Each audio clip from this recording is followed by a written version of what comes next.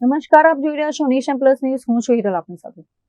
હોળી અને ધૂળેટીના પર્વને હવે ગણતરીના દિવસો બાકી છે, ત્યારે વડોદરામાં વસતા શ્રમિકો અને અન્ય જિલ્લાના લોકો પોતાના વતન તરફ રવાના થઈ રહ્યા છે, જેને લઈને વડોદરા સેન્ટ્રલ એસટી ડેપો પર અત્યારે મિની કુંભ જેવો માહોલ જોવા મળી રહ્યો છે.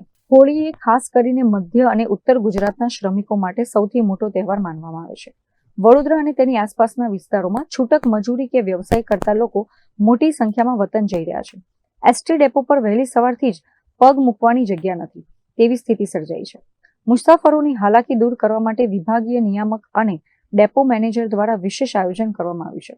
હોળીના તહેવારને ધ્યાનમાં રાખીને સેન્ટ્રલ ડેપો દ્વારા નિયમિત શેડ્યુલ ઉપરાંત 240 એક્સ્ટ્રા બસો દોડાવવામાં આવી રહી છે. એસટી તંત્ર દ્વારા ગઈકાલથી એટલે કે 27/2026થી એક્સ્ટ્રા સંચાલનનું આયોજન કરેલું છે અને આપણા ઉપલા અધિકારીના માર્ગદર્શન હેઠળ એમના માર્ગદર્શનમાં રહીને 325 બસોનું આયોજન કરેલું છે. આપણે એ એક્સ્ટ્રા સંચાલન માટે મૂકવામાં આવેલી છે. જેમ જેમ જ્યાં જ્યાં જરૂર પડશે ત્યાં આપણે એક્સ્ટ્રામાં બસો મોકલીશું. અત્યારે જિલ્લા પંચમહાલમાં દાહોદ, જાલોદ, સંતરામપુર, લુણાવાડા આ બાજુ વધારે અત્યારે ટ્રાફિક ચાલુ થયું છે. હવે આજે શનિ રવિ છે એટલે હજુ બી અત્યારે બપોર પછી ટ્રાફિક વધવાની હજુ શક્યતા છે. હા, અમે 5 તારીખ લગીને એક્સ્ટ્રા સંચાલન કરીશું.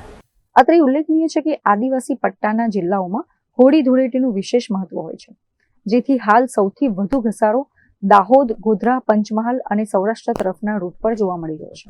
એસટી તંત્ર દ્વારા રાઉન્ડ ધ ક્લોક મોનિટરિંગ કરવામાં આવી રહ્યું છે, જેથી કોઈ મુસાફર અટવાય નહીં. તહેવારના માહોલમાં મોંઘાદાટ ખાનગી વાહનો કરતા એસટી બસ મુસાફરો માટે આશીર્વાદરૂપ સાબિત થઈ રહી છે.